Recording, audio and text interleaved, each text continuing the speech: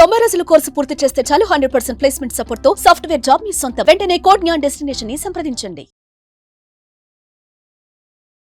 నమస్కారం అలగరి రవీంద్రనాథ్ గారు.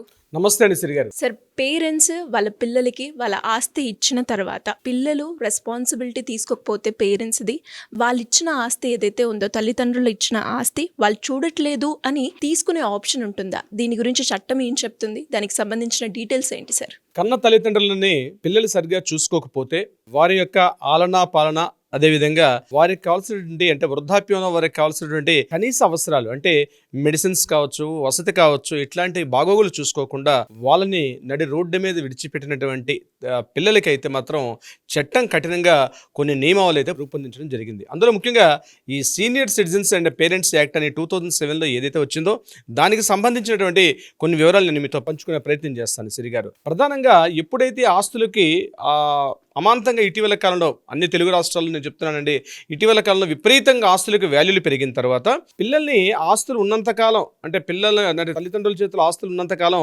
వాళ్ళని చాలా సక్రమంగా చూసుకొని వాళ్ళ బాగోగులు చూసుకొని వాళ్ళ చేత మంచిగా ఆ యొక్క ప్రాపర్టీస్ని తమ పేరిట, నేను చెప్పేది అమ్మాయిలు కావచ్చు అబ్బాయిలు కావచ్చు, ఆ ప్రాపర్టీని తమ పేరు మీదుగా దాన్ని ట్రాన్స్ఫర్ చేయించుకున్న తర్వాత వారి కనీస అవసరాలు తీర్చుకోవాలని నడి రోడ్డు మీద వదిలేసినటువంటి ఎంతోమంది పిల్లలను ఈరోజు మనం చూస్తూ ఉన్నాం. ఇటీవల కేసులు కూడా వాటి మీద విపరీతంగా వస్తున్నాయి. దీనికి సంబంధించి కేంద్ర ప్రభుత్వం 2007లో ఒక చట్టాన్ని కూడా తీసుకొని రావడం జరిగింది. ముఖ్యంగా వృద్ధాప్యంలో తల్లిదండ్రులకు కావాల్సిన కనీస అవసరాలు చూసుకోకపోతే వాళ్ళు ఏదైతే ప్రాపర్టీస్ ఇచ్చారో, అంటే ప్రాపర్టీస్ ఇచ్చినా ప్రాపర్టీస్ లేకపోయినా వాళ్ళని మెయింటెనెన్స్ చేయాల్సిన బాధ్యత పిల్లలకి ఉంది అని చెప్తూ ఒక చట్టాన్ని రూపకల్పన చేశారు. అయితే దీనికి సంబంధించి ఎలా చేయాలి అంటే ఇటీవల కాలంలో రీసెంట్గా మనకు వచ్చే కేసులు కూడా వాటికి సంబంధించి ఉన్నాయన్నమాట.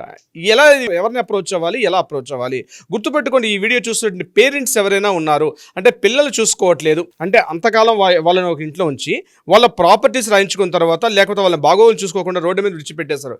ఇటువంటి సందర్భాల్లో కొంతమంది గవర్నమెంట్ ఉద్యోగస్తులు ఉన్నారు, వాళ్ళ పెన్షన్ మీదో గ్రాట్యుటీ మీద ఎంతో కొంత 2,000-5,000 రూపాయలు వస్తుంది కాబట్టి వాళ్ళ యొక్క జీవనోపాధి నడుస్తూ ఉంటుంది. అటువంటిది లేని సందర్భంలో ఎలా ఉంటుంది అంటే వాళ్ళ పరిస్థితి అగమ్య గోచరంగా ఉంటుంది, చాలా కష్టంగా ఉంటుంది, బాధ చెప్పుకోలేరు, అనేక ఇబ్బందులు ఉంటాయి, వృద్ధాప్య సమస్యలు, ఆరోగ్య సమస్యలతో చాలా ఇబ్బందులు పడుతుంటారు. ఇటువంటి వాళ్ళు తక్షణం ఎలా సంప్రదించాలి, ఎవరిని సంప్రదించాలి? ప్రతి జిల్లాకి సంబంధించి కొన్ని మండల డివిజన్స్ ఉంటాయి, రెవెన్యూ డివిజన్స్ ఉంటాయి. ఆ రెవెన్యూ డివిజన్స్ లో 2 డివిజన్లు 3 డివిజన్స్ అలా ఉంటాయి. ఒక్కొక్క రెవెన్యూ డివిజన్స్ ఉంటాయి. ఆ రెవెన్యూ డివిజన్ కి ఒక అధికారి ఉంటాడు, అతన్ని ఆర్డీఓ అంటారు. ఆర్డీఓ అని ఒక మ్యాజిస్ట్రేట్ గా ట్రిబ్యునల్ గా చేసేది యాక్చువల్గా చట్టం ప్రకారం. సో ఆర్డీఓని డైరెక్ట్ గా వెళ్ళి ఆయనకు ఒక లెటర్ గాని మనం పెట్టుకోగలిగితే ఇమీడియట్ గా పిల్లల్ని పిలిపించి, కొడుకులు కూతుర్లు ఎంతమంది ఉన్నారో అందరినీ పిలిపించి కూడా విచారణ చేసే అధికారం ఆర్డీఓ గారికి ఉంది. ఆ ట్రిబ్యునల్ కి అథారిటీ పూర్తిగా ఆర్డీఓ గారికి ఉంటుందన్నమాట. ఆయన ఏం చేస్తారు, పిల్లల్ని ఇమీడియట్ గా పిలిచి వారి యొక్క బాగోగులను చూసి వాళ్ళ యొక్క సమస్యలను పూర్తిగా అంటే ఆ పెద్దవారి యొక్క సమస్యల్ని పూర్తిగా విచారించే అధికారం కూడా ఉంటుంది. ఇది ప్రతి జిల్లా కేంద్రంలో కూడా ఒకటి ఉంటుంది. జిల్లా కేంద్రంలో దీనికి సంబంధించి సీనియర్ సిటిజన్ సంబంధించి ఒక అసిస్టెంట్ డైరెక్టర్ స్థాయిలో ఉన్నటువంటి ఆఫీసర్స్ ఒక వింగే పనిచేస్తుంది. ఒక డివిజన్, ఒక ప్రతి జిల్లా కార్యాలయంలో అంటే ప్రతి జిల్లా కలెక్టర్ ఆఫీస్లో ఒక బ్రాంచ్ కూడా పనిచేస్తుంటుంది. అలా కాకుండా జిల్లా కార్యాలయానికి వెళ్ళి మనం కలెక్టర్ ఆఫీస్ని సంప్రదించలేకపోతున్న సందర్భంలో దగ్గరలో ఉన్నటువంటి ఆ యొక్క మండల డివిజన్ పరిధి ఏదైతే ఉంటుందో మండల డివిజన్ అధికారి ఆ రెవెన్యూ డివిజన్ అంటే ఆర్డీఓ గారిని డైరెక్ట్గా సంప్రదించగలిగితే ఆయన ఇమ్మీడియట్గా వీళ్ళని పిలిపించి వీళ్ళకి నోటీసులు ఇష్యూ చేసి పిల్లల్ని కూడా పిలిచే అధికారం ఉంటుంది. ఒకవేళ పిల్లలు ఇంకా వినట్లేదు అంటే పూర్తిగా వాళ్ళ ఆస్తుల్ని అంటే ఉండడానికి కూడా ఇల్లు ఇవ్వట్లేదు, ఉండడానికి కూడా వాళ్ళకి కనీస వృత్తి ఇవ్వట్లేదు, వాళ్ళ యొక్క ఆలనా పాలన చూసుకోలేని పక్షంలో వాళ్ళు ఏదైతే ప్రాపర్టీస్ ఇచ్చారో గుర్తుపెట్టుకోండి, పేరెంట్స్ ద్వారా ఏదైతే ప్రాపర్టీస్ సంక్రమించాయో అంటే గిఫ్ట్ ద్వారా కానీ, సేల్ డీడ్ ద్వారా కానీ, జీపీఏ ద్వారా కానీ, ఇతరత్ర ఏ మార్గాల ద్వారా అయినా పేరెంట్స్ నుంచి పిల్లలకు కానీ ఆస్తి ట్రాన్స్ఫర్ చేసినట్లయితే ఆ మొత్తం ఆస్తిని కూడా వెనక్కి రప్పించి మళ్ళీ పేరెంట్స్కి ఇచ్చే అధికారం కూడా ఆర్డీఓ స్థాయి అధికార స్థాయిలో ఉంది. ఇది గుర్తుపెట్టుకోవాలి. ఇది ఖచ్చితంగా ప్రతి జిల్లాలో ఒక 4 డివిజన్లు ఉంటే 4 డివిజన్లో ప్రతి ఆర్డీఓ గారికి కూడా ఈ అథారిటీ ఉంటుంది. ఇంకా ఏమైనా అక్కడ ట్రిబ్యునల్లో కూడా ఆర్డీఓ స్థాయిలో ఉన్న ట్రిబ్యునల్లో దీనికి సంబంధించి విచారణ సరిగ్గా జరగకపోతే కలెక్టర్ గారికి కూడా దీని మీద విచారణ చేసే అధికారం కూడా కలెక్టర్ గారికి ఉంటుంది. సో ప్రాథమిక స్థాయిలో మనం ఏం చేయాలంటే దగ్గరలో ఉన్న ఆర్డీఓ గారిని సంప్రదించి తమ యొక్క వినతిపత్రాన్ని సమర్పించుకొని దాని గురించి మాట్లాడగలిగితే ఇమ్మీడియట్గా ఆర్డీఓ గారు తక్షణం స్పందిస్తారు. ఈ చట్టం 2007 ముఖ్యంగా సీనియర్ సిటిజన్ సంబంధించి ఒక యాక్ట్ అయితే ఉంది. అది 2007లో ఉన్నటువంటి యాక్ట్ ప్రకారం ఆర్డీఓ గారికి పూర్తిగా అధికారాలు అయితే ఇవ్వడం జరిగింది. ఇమ్మీడియట్గా ఆయన దీన్ని విచారణ చేసే అధికారం కూడా వారికి ఉంటుంది. సో ఎవరైనా సరే ఆర్డీఓకి సంబంధించి కానీ విచారణ చేసుకోగలిగితే అవుతుంది. ఒకవేళ వాళ్ళు ప్రాపర్టీస్ ఇస్తే ఆ ప్రాపర్టీస్ని వెనకకు కూడా తీసుకొని అది బదలాయింపు ద్వారా అంటే గిఫ్ట్ డీడ్ కావచ్చు, సేల్ డీడ్ కావచ్చు, ఇప్పుడు నేను చెప్పినట్టుగా వాటన్నిటిని కూడా క్యాన్సిల్ చేసే అధికారం కూడా చేసి పెద్దవాళ్ళకి ఇచ్చే అధికారం కూడా ఉంటుంది. ఇక్కడ 2 రకాలు ఉంటాయి. కొంతమంది అంటే కేవలం హస్బెండ్ ఉంటారు, అంటే తండ్రిని చూసుకోకపోవడం, కొంతమంది తల్లిని దగ్గర పెట్టుకుంటారు, కొంతమంది తల్లిని చూసుకోకుండా తండ్రిని మాత్రమే దగ్గర పెట్టుకుని తల్లిని విడిచిపెడతారు. ఇటువంటి సందర్భాల్లో కూడా తల్లి అయినా తండ్రి అయినా లేకపోతే ఇద్దరైనా సరే కేవలం ఫాదర్కే ఉంటుంది, కేవలం మదర్కే ఉంటుందని కాకుండా కొంతమంది ఏం చేస్తారంటే మదర్ని దగ్గర పెట్టుకుంటారు, అదేవిధంగా తండ్రిని విడిచిపెడతారు. అట్లా కాదు, తండ్రిని దగ్గర పెట్టుకుంటారు, తల్లినేమో దూరంగా విడిచిపెడతారు. అలా కాకుండా ఇద్దరికి కూడా వర్తిస్తుంది. ఇక ఇది కాకుండా ఇంకొక విషయం ఏంటంటే ఇక్కడ కేవలం ఆడపిల్లలకి హక్కు లేదేమో, ఆడపిల్లలకు మా బాధ్యత కాదు, మాకు పెళ్లి చేసి మేము వేరే ఇంటికి వెళ్ళిపోయాం కాబట్టి మాకు సంబంధం లేదని ఆడపిల్లలు కూడా తప్పించుకునే ప్రయత్నం చేస్తారేమో.